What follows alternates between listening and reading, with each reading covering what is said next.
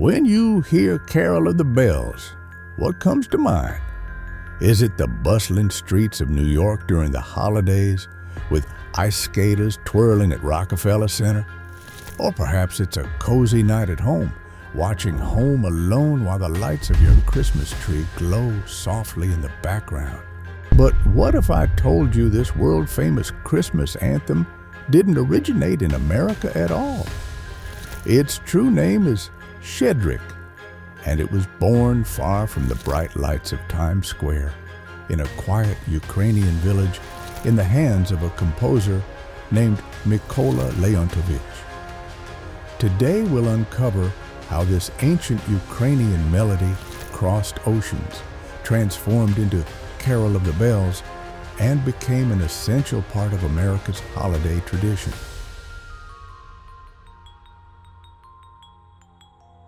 The story of Shedrick's journey to America begins in 1919, during a time of political upheaval in Ukraine. The country was fighting for its independence, and leaders like Simon Petlura understood that culture could be a powerful tool for diplomacy. To this end, the Ukrainian National Choir, led by Alexander Koshets, was sent on an international tour to showcase the richness of Ukrainian heritage. By 1921, the choir had reached New York City. Their performance at Carnegie Hall included Shedrick, which immediately captivated the audience. Critics described it as ethereal and unlike anything heard before. For many Americans, this was their first exposure to Ukrainian music, and it left a lasting impression. But the significance of this performance went beyond music. At a time when Ukraine's sovereignty was under threat, Shedrick became a symbol of resilience and cultural pride. It was proof that even in the face of adversity, art could speak to universal truths and connect people across borders.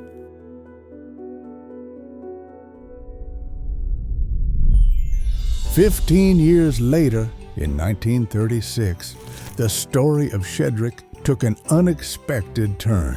Peter Wilhowsky, a Ukrainian-American composer and conductor, heard the melody and immediately recognized its potential for American audiences. This year, NBC Radio played a song arranged by Peter Wilhowsky. The broadcast created a sensation, with NBC receiving an overwhelming number of letters the very next day requesting the sheet music. Responding to the demand, Wilhowsky published the arrangement through the Carl Fisher Music Publishing Company. In the score, he credited it as a Ukrainian folk song with music composed by Mykola Leontovich. From that moment, Carol of the Bells became a bestseller and an enduring symbol of Christmas. Wilhowsky's adaptation wasn't a direct translation, it was a reimagining. He replaced the original Ukrainian lyrics with English ones, centered on the imagery of bells. This choice was genius. Bells are a universal symbol of celebration, joy, and the holiday season. The repetitive rhythm of the melody perfectly mimicked the chiming of bells, making it feel like it had always belonged in the Christmas canon. Shedrick has its roots in ancient Ukrainian traditions, dating back centuries to when oral storytelling and music were the lifeblood of community culture. The song's name comes from the Ukrainian word shedrii, meaning bountiful or generous. At its core, Shedrick was a shedrivka, a New Year's carol performed to bring blessings and prosperity to households. The swallow, a central figure in the lyrics, symbolizes renewal, hope, and the promise of spring. In a society deeply connected to the land, this message resonated profoundly. But Shedrick was more than just a song. It was a ritual deeply embedded in Ukrainian culture. Groups of singers, often children, would go from house to house, performing these carols in exchange for food, gifts, or coins. The repetitive rhythm of the melody mimicked the sound of church bells, creating a hypnotic effect that felt both sacred and celebratory. In many ways, this tradition mirrors the modern-day custom of Halloween. Just as children now dress up in costumes and go door-to-door saying trick-or-treat in exchange for candy, Ukrainian children would sing songs of blessings and prosperity in exchange for small tokens of gratitude. Both rituals share a sense of community, joy, and the excitement of receiving rewards for their efforts.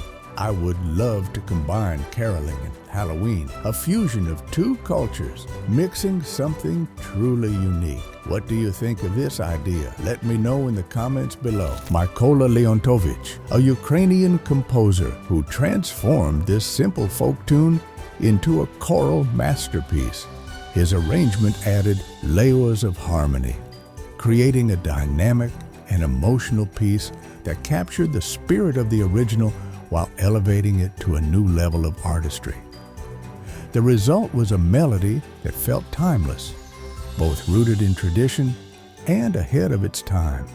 Today, it is performed by some of the world's most renowned musicians, featured in films and advertisements, and sung around the globe every Christmas season since its debut in 1936. What is it about Carol of the Bells that makes it so beloved in the U.S.? Part of the answer lies in its energy. It's fast-paced, uplifting, and perfect for creating a festive atmosphere. But there's also something deeper.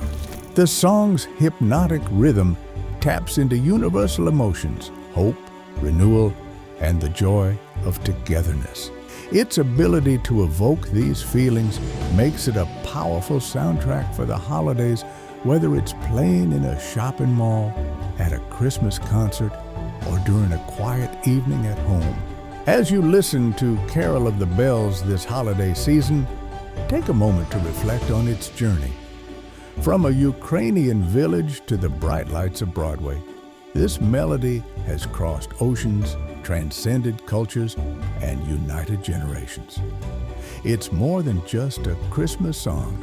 It's a testament to the power of art to connect us. By celebrating its history, we honor the cultures that shaped it and the shared humanity it represents. So, next time you hear those familiar bells, remember the story of Shedrick and the resilience of the people who brought it to the world.